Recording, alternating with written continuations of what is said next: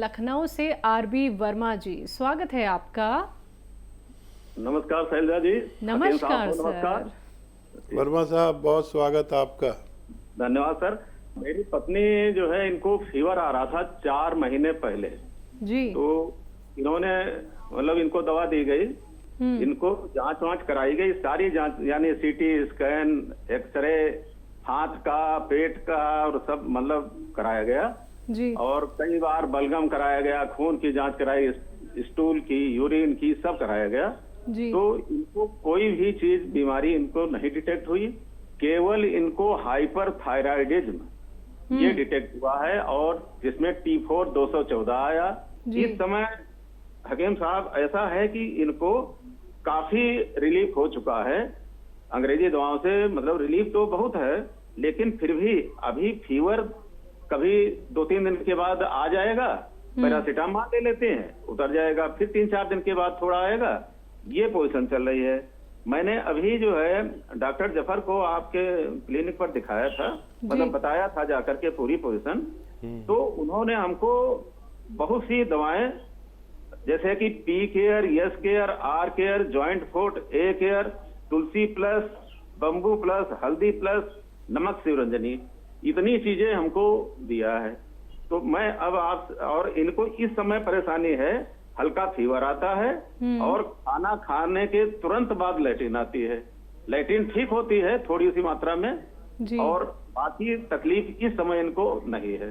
इस समय इनको तकलीफ केवल फीवर की है, जो 2-3 दिन के बाद थोड़ा सा आता है, 99-100 के बीच रहता है और एक टैबलेट देने के बाद वो फिर 3-4 दिन के लिए मतलब ठीक हो जाता है।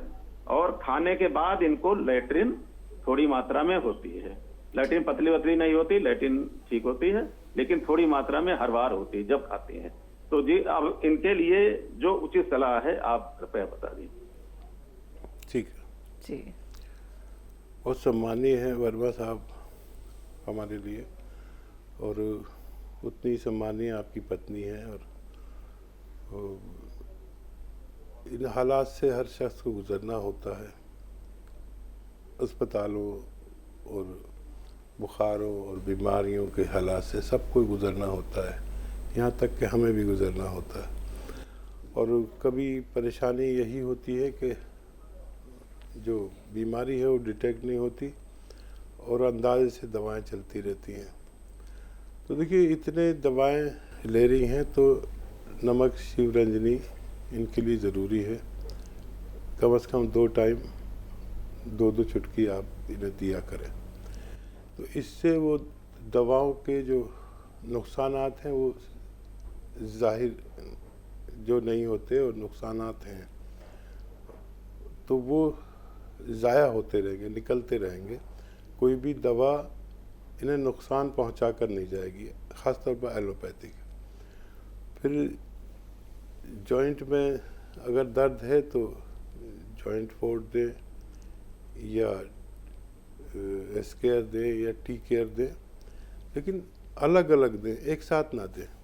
ये दवाएं अगर सुबह को जॉइंट फोर्ट दिया है तो शाम को वो दें, टी केयर या एस केयर जो भी है, और उसी हिसाब से ये दोनों दवाएं एक साथ ना दें। और जो भी दवाएं दी हैं वो एक साथ भी दे सकते हैं, लेकिन जॉइंट फोर्ट या टी केयर या एस केयर एक साथ बिल्कुल ना दें, और गोंसिया भी एक साथ ना दें, अलग अलग टाइमों में दें।